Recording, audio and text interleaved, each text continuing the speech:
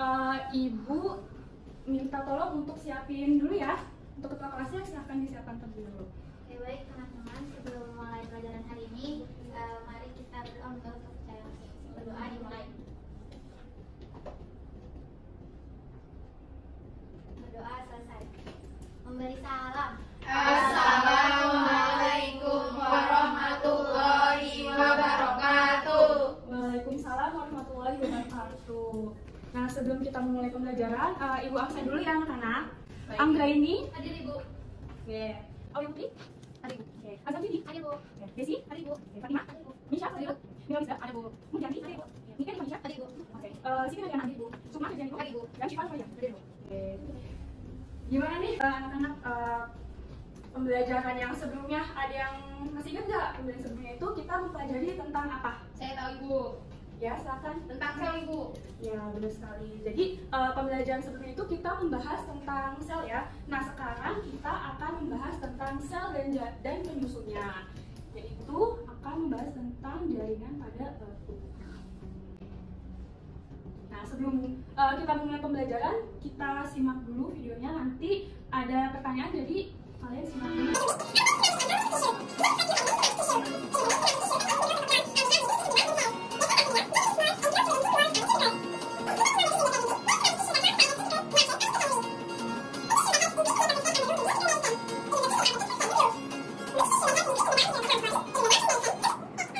Video yang telah kalian simak nih, ada nggak yang ingin menjelaskan atau yang telah dilihat nih, ada nggak yang ingin disampaikan tentang video tersebut? Saya Ibu. Ya, silakan Mira. Ya, menurut saya di dalam video itu membahas tentang jaringan pada tumbuhan. Itu salah satunya ada jaringan meristem Bu. Oke, betul sekali Mira. Kemudian ada lagi nggak nih yang ingin menyampaikan? Oke, silakan. Kan ya, tadi pendapat dari Mira itu udah benar.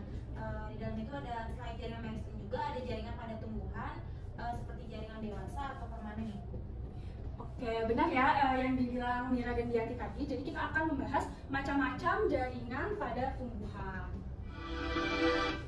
Nah, di sini ada peta konsepnya. Jadi sebelum itu, ada yang tahu nggak sih jaringan tumbuhan itu apa? Ayo. Saya Ibu. Ya, silakan semua. Jaringan pada tumbuhan itu kumpulan sel tumbuhan yang memiliki fungsi tertentu Ibu. Oke, benar ya, apa kata Sukma. Jadi jaringan tumbuhan itu merupakan kumpulan sel-sel yang nantinya akan melakukan pembelahan, lalu diferensiasi dan sebagainya. Nah, jaringan tumbuhan juga terbagi menjadi dua berdasarkan pembelahannya, yaitu ada jaringan meristem dan jaringan permanen. Nah, jaringan permanen ini akan dibagi lagi berdasarkan fungsinya, yaitu ada jaringan epidermis, jaringan parenkim, jaringan pengangkut, jaringan penguat, dan jaringan sekretory. Nah, untuk jaringan hewannya akan kita bahas pada pertemuan yang selanjutnya ya. Nah, di sini itu ada kompetensinya. Jadi kenapa kita harus mempelajari jaringan pada tumbuhan? Karena agar kalian mampu untuk menyebutkan jenis-jenis jaringan pada tumbuhan dan dapat mengidentifikasi struktur dan fungsi jaringan pada tumbuhan tersebut. Nah, kita pertama masuk ke jaringan meristem. Coba bisa kalian analisis dulu yang gambar di kiri ini. Kira-kira ini gambar apa? Coba kalian analisis terlebih dahulu. Strukturnya jaringan meristem Ibu. Oke, benar sekali Sukma. Jadi gambar yang di kiri ini merupakan struktur dari jaringan meristem yang memuat ciri-ciri jaringan meristem tersebut. Jadi ada dinding sel yang tipis, kemudian ada nukleus yang besar, sitoplasma yang banyak, dan vakuolanya yang kecil-kecil. Kemudian jaringan meristem ini dibagi lagi nih berdasarkan letaknya dan berdasarkan asal terbentuknya. Kita akan membahas jaringan meristem yang berdasarkan letaknya dulu ya. Nah, yang pertama kita akan membahas jaringan meristem berdasarkan letaknya, yaitu meristem apikal. Nah, jadi meristem apikal itu letaknya ada di ujung batang dan ujung akar pada tumbuhan. Makanya dia menyebabkan pertumbuhan primer yang disebabkan oleh sel-sel yang tumbuh memanjang. Jadi fungsi jaringan apikal itu untuk membuat tumbuhan itu memanjang dan tinggi. Selanjutnya ada meristem lateral. Nah, meristem lateral itu terletaknya pada kambium. Jadi dia menyebabkan pertumbuhan sekunder yang bertambah besarnya akar dan batang. Jadi kalau apikal itu menambah tinggi, kalau lateral itu menambah besar dan lebar. Nah, selanjutnya ada meristem interkalar. Nah, meristem interkalar itu terletaknya pada pangkal ujung batang yang menyebabkan panjangan batang lebih cepat sebelum tumbuhnya bunga. Biasanya terdapat pada kelompok rumput-rumputan. Nah, selanjutnya kita bahas tentang meristem. Jadi meristem berdasarkan terbentuknya. Jadi meristem primer ini berasal dari jaringan ambional yang menyebabkan pertumbuhan primer. Seperti tadi yang telah Ibu jelaskan, pertumbuhan primer itu merupakan pertumbuhan bertambah panjangnya sebuah tumbuhan.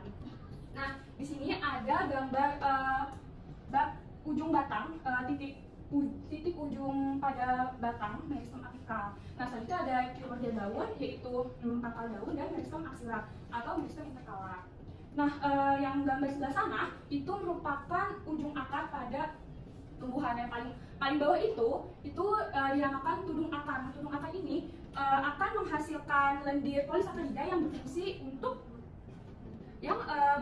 untuk melumasi akar supaya saat dia masuk ke dalam tanah itu tidak tergores gitu. Selanjutnya yang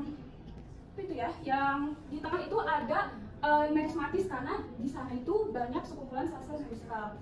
Nah, kalau misalnya kalian melihat paling atas itu di akar itu suka ada rambut-rambut ya. Nah, kalau kalian sudah melihat di akar itu ada rambut-rambut, berarti sudah masuk ke daerah diferensiasi atau pendewasaan. Nah, di antara daerah pembelahan dan daerah diferensiasi itu dinamakan daerah perpanjangan atau elongasi.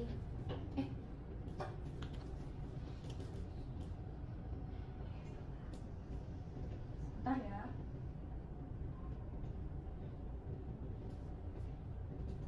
Nah, selanjutnya kita akan masuk ke dalam meristem sekunder.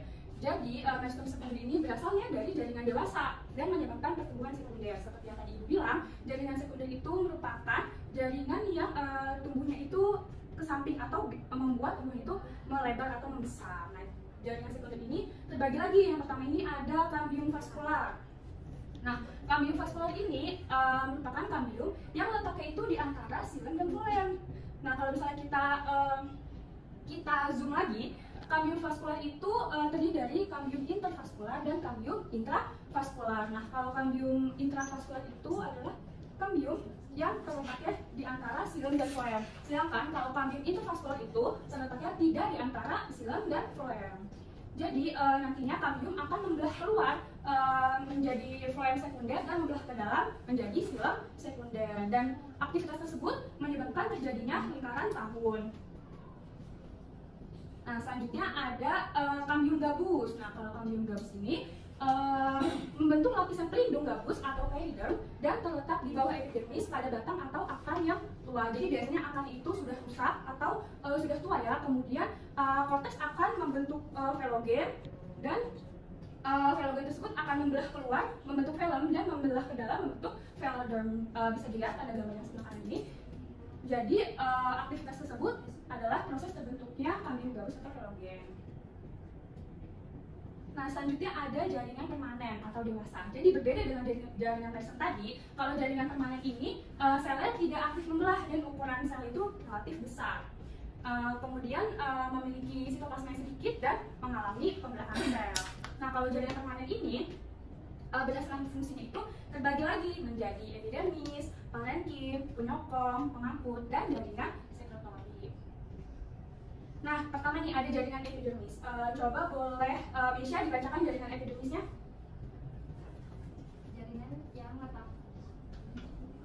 Jaringan yang letaknya paling luar sehingga menutupi seluruh permukaan tubuh tumbuhan. Ciri-cirinya yang pertama itu sel rapat tanpa ruang antar sel. Yang kedua tidak berklorofil, dan yang ketiga banyak vakuola dan protoplasma. Fungsinya yang pertama itu untuk melindungi bagian dalam tumbuhan, yang kedua menjaga temperatur jaringan, dan yang ketiga mencegah penguapan berlebih. Ya, betul sekali. Jadi bisa kita lihat pada gambar juga sel-selnya itu rapat ya, tidak ada celah atau tidak ada ruang antar sel, dan fungsinya itu untuk melindungi bagian pada dalam tumbuhan.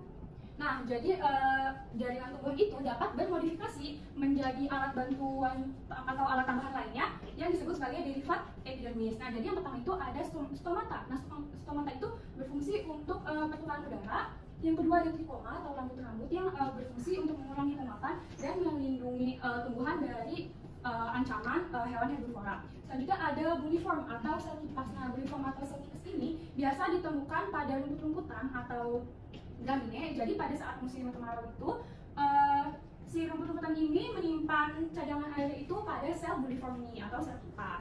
Selanjutnya filamen. Jadi kalau filamen ini terbentuk dari sel-sel mati pada epidermis tumbuhan epifit. Contohnya itu pada anggrek-anggrek sama fungsinya itu sebagai menyimpan air juga dan udara.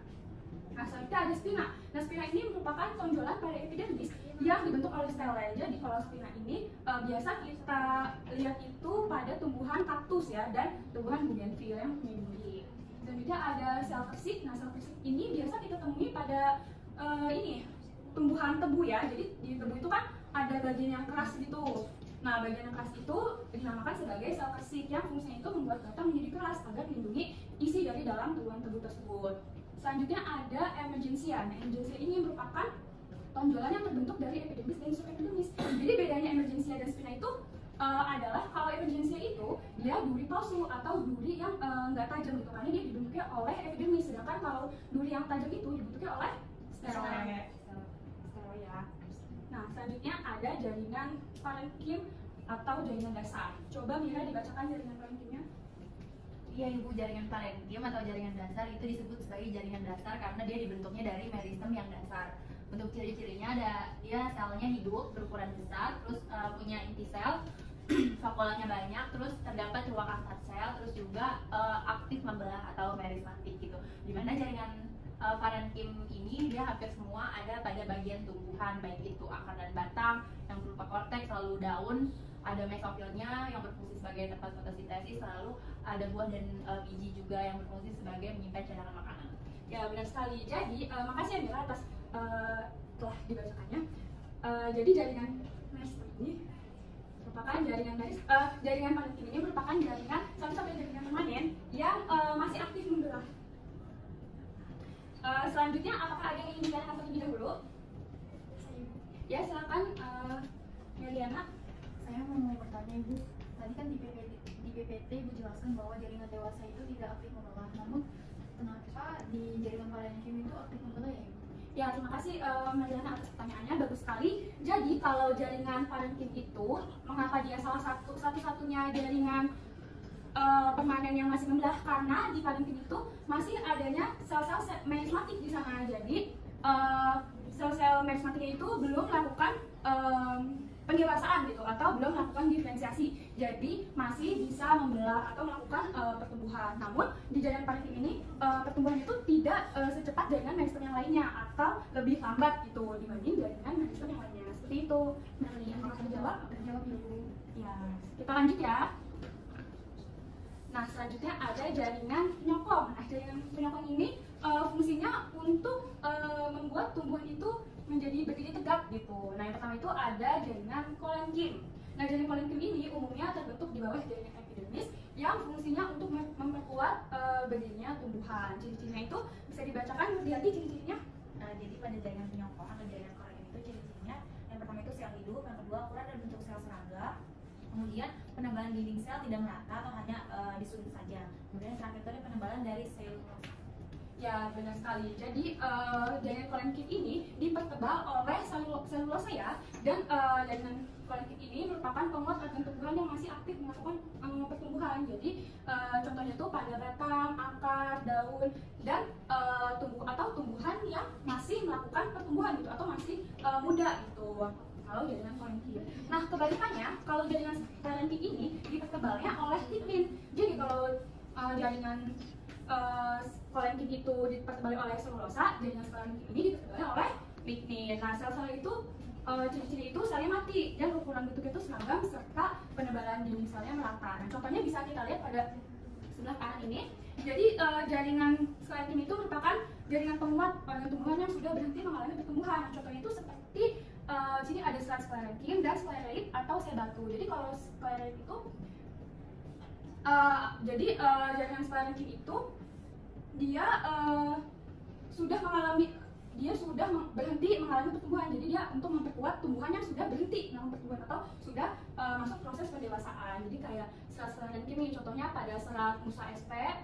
Selanjutnya ada sklereid atau sel batu yang terdapat pada tempurung kelapa. Ini kan tempurung kelapa keras nih. Nah, jadi dia di situ fungsinya untuk memperkuat. Kemudian ada biji pada jambu biji dan ada buah pir. Jadi kan kalau kita makan buah pir itu ada kerasnya ya di tengah ya. Nah, itu merupakan contoh dari sel batu atau skleroid tadi. Nah, sebelum kita masuk ke jaringan pengangkut, Ibu mau tanya dulu nih, apa sih perbedaan antara jaringan sklerenkim dan jaringan parenkim? Ayo, yang bisa boleh angkat tangannya. Saya Ibu. Ya, silakan semua. Kalau jaringan kolenkim itu disusun oleh sel-sel hidup, sedangkan jaringan sklerenkim ini itu disusunnya oleh sel mati, Bu. Ya, benar sekali Sukma. Benar ya kata Sukma, tapi masih belum lengkap nih. Coba siapa yang ingin melengkapi jawaban dari Sukma? Saya izin menambahkan Ibu. Ya, silakan berganti. Kalau jaringan kolenkim itu dipertebal oleh selulosa, sedangkan jaringan sklerenkim itu dipertebal oleh lignin. Ya, benar sekali Mudianti. Nah, jawaban Sukma dan Mudianti itu sudah tepat ya, cuma masih belum lengkap. Coba siapa yang ingin melengkapi lagi? Ya, silakan Yantiana. Saya izin melengkapi jawaban dari Mudianti dan Siva. Siapa? Sukma. Ya. Jadi kalau jaringan kolenkim itu berfungsi sebagai penguat organ tumbuhan yang masih aktif mengalami pertumbuhan. Sedangkan jaringan sklerenkim itu berfungsi sebagai penguat organ tumbuhan yang sudah berhenti mengalami pertumbuhan. Ya, sudah lengkap ya. Jadi yang telah disebutkan tadi sudah lengkap perbedaannya. Nah, selanjutnya ada jaringan pengangkut atau vaskular. Nah, jaringan pengangkut ini terbagi lagi nih menjadi silem dan floem. Nah, fungsi dari silem ini yaitu mengangkut air dan zat hara dari akar ke daun. Komponennya itu ada trakeid, di situ ada ganganya. Trakeid itu yang runcing itu merupakan unsur silem yang primitif dan memiliki sekat pori. Bisa dilihat di sini terdapat sekat-sekat atau pori-pori ya di sini. Selanjutnya ada trakea, yaitu sekat antar sel menghilang sehingga ujung-ujung itu berlubang. Di sini ada trakea, bisa dilihat di sini ada trakea, kemudian ada ujung-ujungnya itu berlubang. Selanjutnya ada selabut silem yang bersatu dengan trakeid. Di sini selabut silem.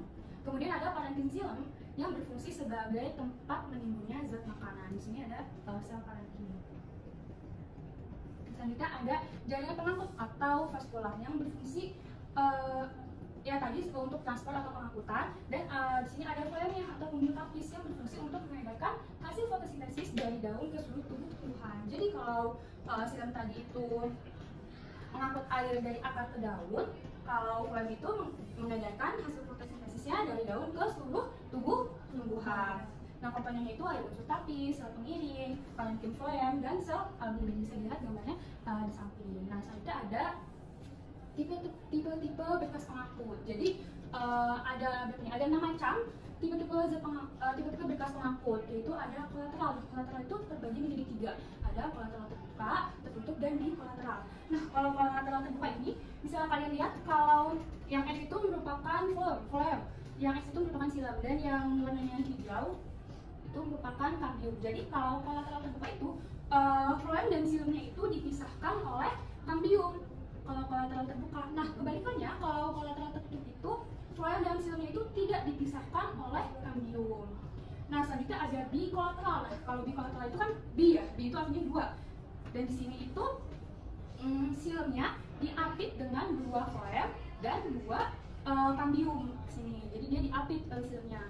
Kemudian ada konsentris amfitribal. Nah, kalau konsentris amfitribal ini silemnya itu dikelilingi oleh floem.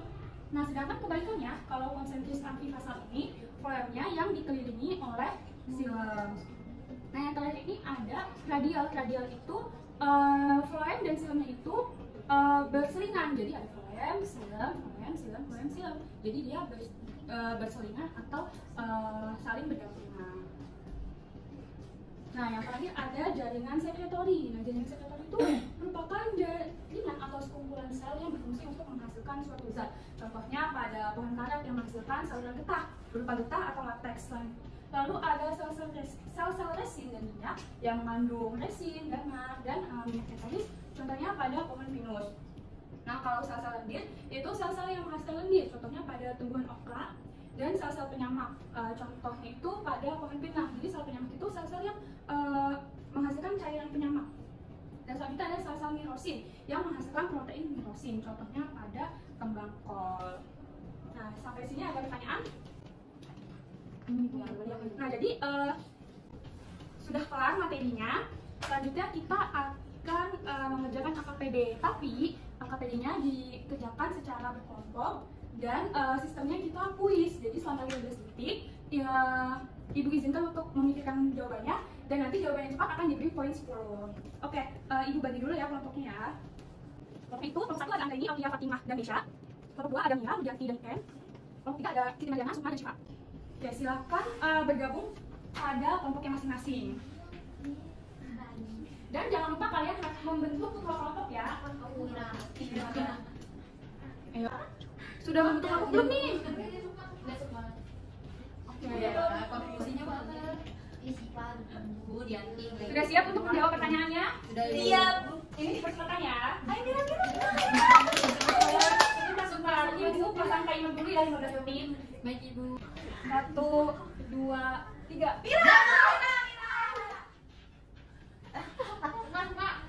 Ya, Mira silakan. Oke, coba bacakan dulu soalnya baru dijawab. Ya, berdasarkan asal pembentukannya, jaringan meristem dapat dibedakan menjadi 3 macam, yaitu promeristem, meristem primer, dan meristem sekunder. Jelaskan masing-masing dari ketiga macam jaringan meristem berdasarkan asal pembentukannya. Jawabannya, meristem itu, promeristem itu dia jaringan meristem yang telah ada ketika tumbuhan masih dalam tingkat embrio. Kalau meristem primer, dia jaringan yang ditemukan ketika tumbuhan telah dewasa dan biasa ditemukan pada ujung batang yang mengakibatkan tumbuhan bertambah tinggi dan ujung akar yang mengakibatkan akar bertambah panjang. Lalu untuk meristem yang sekunder itu dia jaringan meristem yang berasal dari jaringan yang telah mengalami diferensiasi, contohnya kambium. Itu Ibu. Oke, jawabannya betul ya. Jadi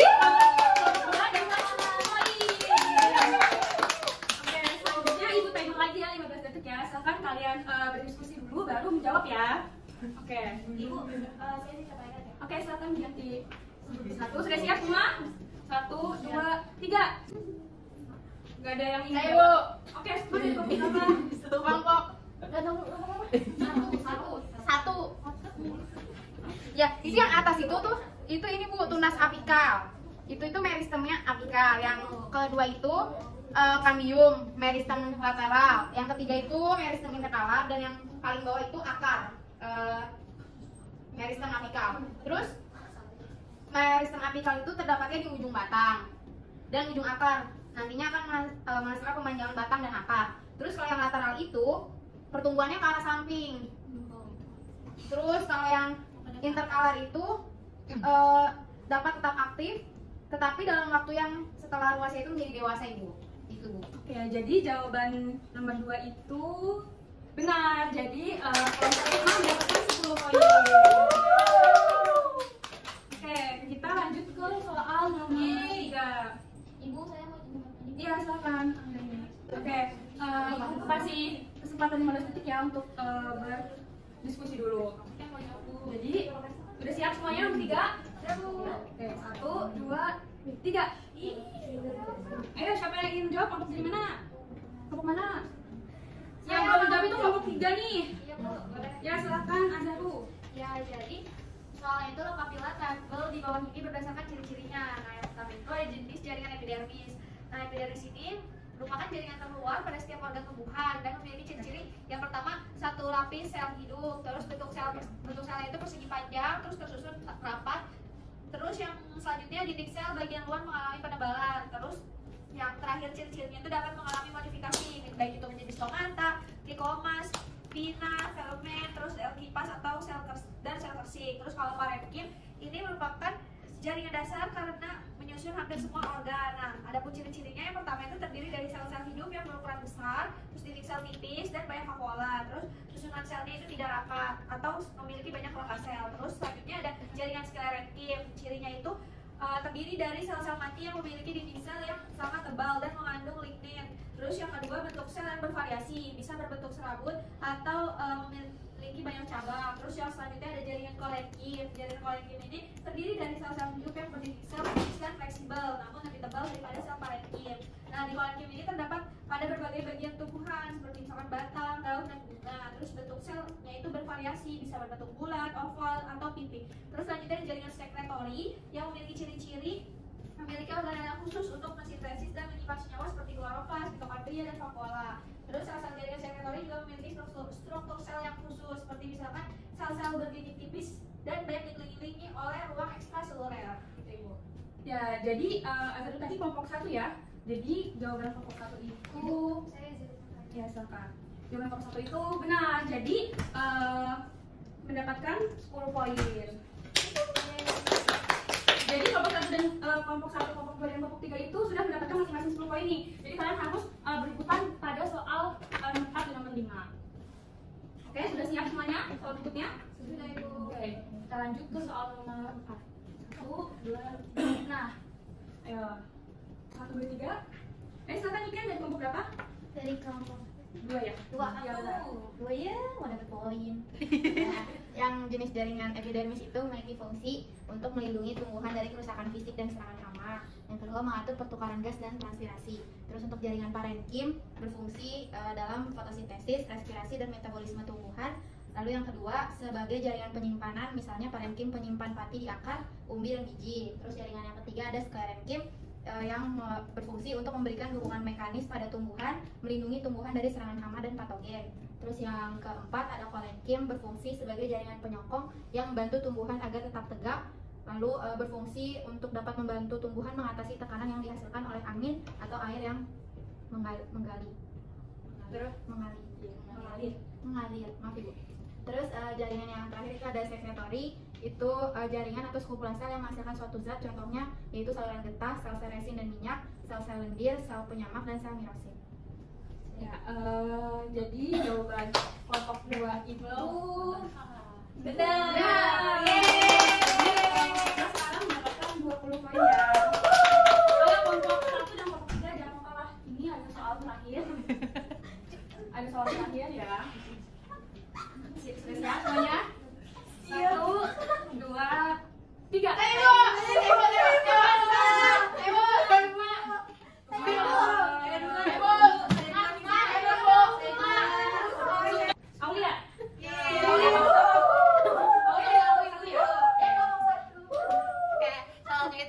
Perbedaan xilem dan floem berdasarkan fungsinya. Berdasarkan fungsinya itu, xilem itu berfungsi untuk mengangkut air dan unsur hara dari akar ke daun. Sedangkan floem itu fungsinya untuk mengangkut hasil fotosintesis dari daun ke seluruh bagian tumbuhan, Ibu. Ya, jadi Salah. itu benar. Salah. Benar ya, jadi kelompok 1 mendapatkan 20 poin juga. Oke. Jadi kelompok 2 dan kelompok 1 poinnya sedih nih. Apa mau satu soal lagi nih? Saya lagi ya untuk bisa ada yang unggul. Pokoknya jawabannya itu ada di slide Ibu juga yang sebelum-sebelumnya. Coba sebutkan perbedaan dari jaringan parenkim dan jaringan sklerenkim. Coba. Ayo. Untuk kelompok 2 dan kelompok 1 nih. Ayo Bu. Ya, silakan. Oh ya. Kalau parenkim itu sel-selnya itu terdiri dari sel-sel hidup yang berukuran besar, terus dinding selnya itu tipis dan banyak vakuolanya. Terus susunan selnya itu tidak rapat. Kalau sklerenkim itu terdiri dari sel-sel mati Ibu yang memiliki dinding sel yang sangat tebal dan mengandung lignin. Terus bentuk selnya ini bervariasi, bisa berbentuk serabut dan memiliki banyak cabang. Terus terdapat di berbagai bagian tumbuhan Ibu. Oke, jadi jawabannya itu benar. Jadi pemenang kuis kita kali ini adalah kelompok 1. Oke, kita udah mengerjakan yang KPD. Nanti jawabannya itu di ini ya, di kolektif dan dimasukkan ke Google Classroom. Baik Ibu. Oke, jadi kita sudah mengerjakan yang KPD, lalu kita udah kuis dan kita sudah menyimak materi. Sekarang Ibu mau minta 2 orang untuk menyimpulkan. Oke Ibu. Oke, silakan Pak. Jaringan tumbuhan tadi itu merupakan jaringan terbentuk dari sel tumbuhan yang mengalami pembelahan, pembesaran, dan diferensiasi. Berdasarkan kemampuan itu untuk membelah, jaringan terbagi menjadi 2, jaringan meristem dan jaringan permanen Ibu. Ya, terima kasih Sukma. Selanjutnya apakah ada yang ingin menambahkan nih jawaban dari Sukma? Oke, silakan Mariana.